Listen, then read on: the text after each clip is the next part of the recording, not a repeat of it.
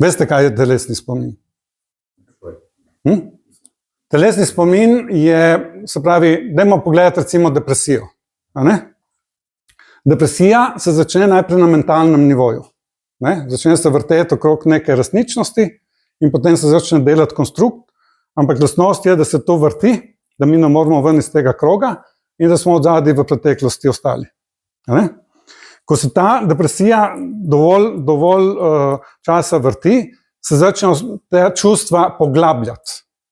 A ne? Se pravi, ali je to nek strah, ali je občutek nemoči, recimo, ali je panika, ali so napadi panike in podobne zadeve. A ne? Prav na koncu se to tako močno zapiše, ta energetski zapis se tako močno zapiše v telo, da nas tipično začne boleti tukaj ali pa glava. To se začne lahko pa tudi tukaj. Zdaj, odvisno na katerem delu zavesti deluje pač štos, v katerega smo se ujeli. A ne?